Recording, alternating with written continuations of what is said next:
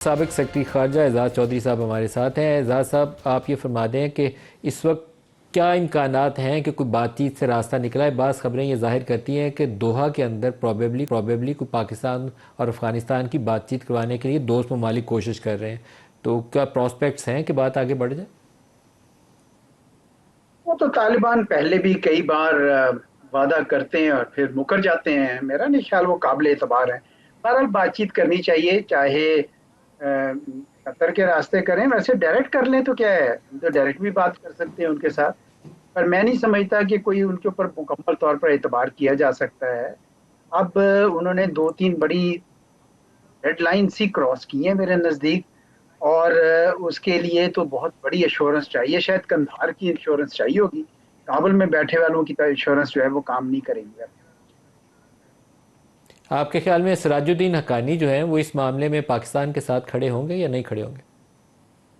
میرے خیال میں وہ بات کرنا چاہیں گے جی پاکستان کے ساتھ، کیونکہ اتنے سٹیکس ہیں ان کے اس ملک کے اندر، انہوں نے ان کو بڑے اچھے طریقے سے اندازہ ہے کہ کس طریقے سے طالبان کی قوت بنی۔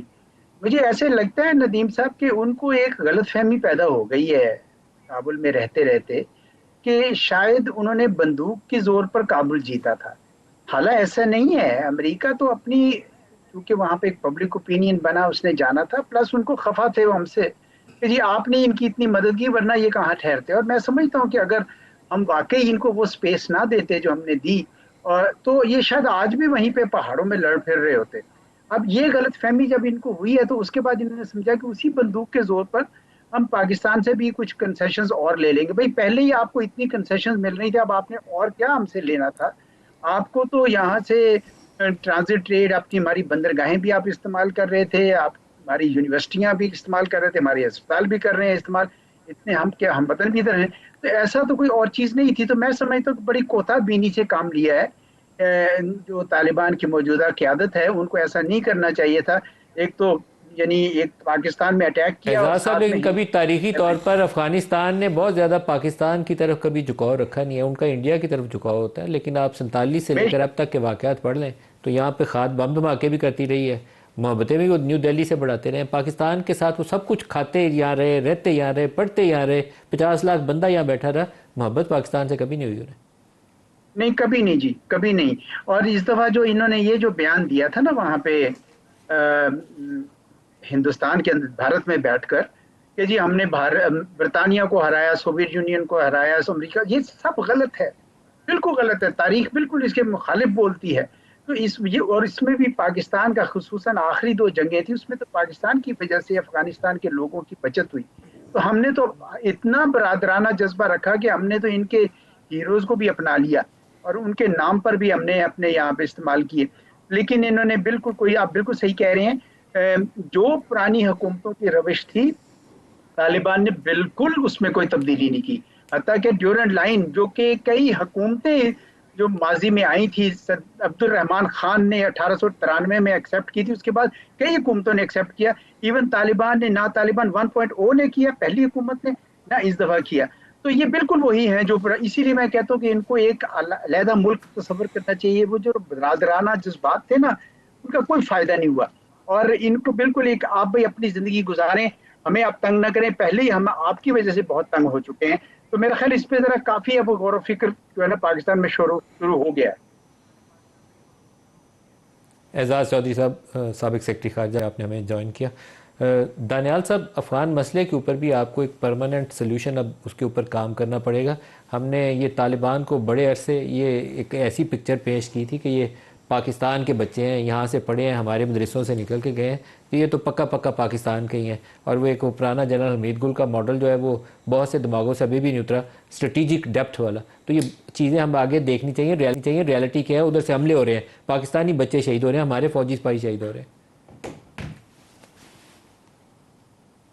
لیکن ندیم ملک صاحب، یہ چیز تو بڑی کلیئر ہے کہ پاکستان جتنی ہاسپٹیلٹی کر سکتا تھا، جتنا ہم کر سکتے تھے، ہم نے کیا۔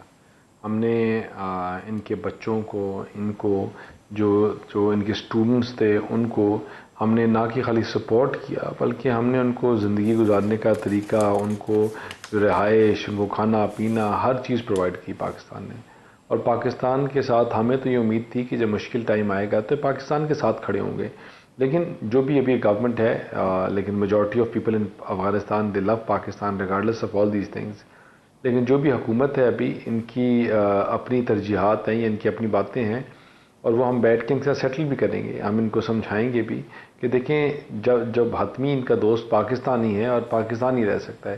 انڈیا ان کو ایک ایز اے پراکسی استعمال کرنا چاہتا ہے اور وہ ان کے آگے بچوں کو اور ملک کو نقصان پہنچانا چاہتا ہے اور اس کے علاوہ اس کا کوئی انٹرسٹ نہیں. لیکن جہاں تک بات ہے میں نے پہلے بھی کہا جہاں تک بات ہے ان لوگوں کی جو انڈین پیڈ یا سپانسرڈ ٹیررزم کے ساتھ ہیں, جو پاکستان میں دہشت گردی کروا رہے ہیں, جو ہمارے روز افواج کے اوپر ہمارے بچوں کے اوپر حملے کروا رہے ہیں, اس کے اوپر گورنمنٹ کا بڑا کلیئر موقف ہے اور دو ٹوک موقف ہے. اس کے ساتھ نہ کے پی گورنمنٹ, نہ پاکستان, نہ کوئی اور صوبے کی گورنمنٹ نیگوشیٹ کرے گی, نہ بات کرے گی. جنہوں نے ہمارے بچوں کی جانیں لی ہیں ان کے ساتھ بات کرنے کا جتنے بھی دروازے تھے اب بند ہیں, وہ پیچھے رہ گئے ہیں. اور افغانستان بھی ان کو ساتھ کوئی بات نہیں کرے گا. اگر ان کو سپورٹ کرے گا, ان کو سپانسر کرے گا تو ان لوگوں کے خلاف سخت سے سخت ایکشن لیا جائے گا.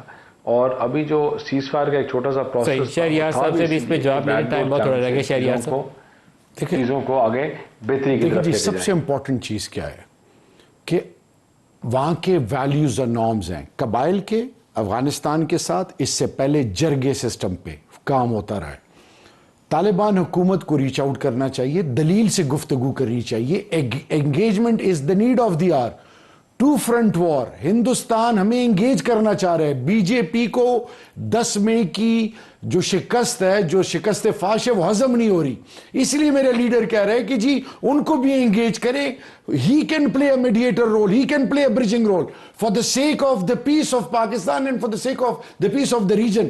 اصل چیز وہ خوارج, وہ لوگ جو وہاں سے بیٹھ کے پاکستان کے اندر پاکستان کے بچوں کو اور پاکستان کے مفادات کو نقصان پہنچا رہے ہیں, سب سے امپورٹنٹ چیز ہے ان کو آئسولیٹ کیا جائے. ان کو یعنی 4 سالوں میں کیوں ان کے ساتھ ایسی انگیجمنٹ نہیں ہوئی طالبان کے ساتھ؟ اگر ماضی میں نہیں ہوئی تو اب وقت کی ضرورت ہے. فورن منسٹر کو انگیج کریں, ڈیفنس منسٹر کو انگیج کریں, اسٹیٹ ٹو اسٹیٹ. اور اس میں دیکھیں پاکستان اگر ہندوستان کے حوالے سے ہو یا کسی ملک کے حوالے سے ہو, پاکستان فرینڈز آف پاکستان, ابھی سعودی کے ساتھ ہمارا معاہدہ ہوا ہے, ان کو فور فرنٹ پہ آنا چاہیے. کیوں کہ میں افورڈ نہیں کر سکتا. جس پراسپیرٹی کی بات کرتے ہیں, اکنامک سٹیبلٹی کی بات کرتے ہیں, پاکستان کے اندر یونٹی کی بات کرتے ہیں, اس کے لیے سب سے امپورٹنٹ چیز نمبر 1 کیا ہے کہ پاکستان کے تمام سٹیک ہولڈرز کو گلے لگایا جائے. اور دوسری most important, friends of Pakistan کو یوز کیا جائے. تیسری امپورٹنٹ, اپنے بارڈرز کو سیکیور کیا جائے اگینسٹ ہمارا جو آرچ رائیول ہے انڈیا. کیونکہ ہندوستان اس وقت آپ شامیانے بجا رہا ہوگا, اس کی خوشی کا امتحان نہیں ہے. ان کی امیدوں پہ پانی پھیرنا ہے ہم نے افغانستان کے. اور پھر کیا اس وقت افغانستان کے لوگ جس طریقے سے ڈپورٹ ہو رہے ہیں, افغان ریفیوجیز, وہ بھی ہمیں ایک پراپر میکینزم کے تھرو ہم نے کیوں ایسی سوچ نہیں اپنائی؟ ابھی بھی وقت نہیں گزرا. خدا کے لیے آپ نے سی بی ایمز کریں, کانفیڈنس بلڈنگ میجرز کریں. وہ آپ کے ایجنٹس تھے, وہ یہاں سے آپ نے ہیلتھ, ایجوکیشن, ایران نے ان کو کیمپس میں رکھا, آپ نے ان کو کھلا چھوڑ دیا. یہ جتنے بھی افغانستان کے لوگ امریکہ یورپ میں بیٹھے ہیں, اللہ نے پاکستان کو وسیلہ ان کے لیے بنایا. تو میری ہمبل سبمیشن یہ ہے کہ were not is a solution. Solution کیا ہے؟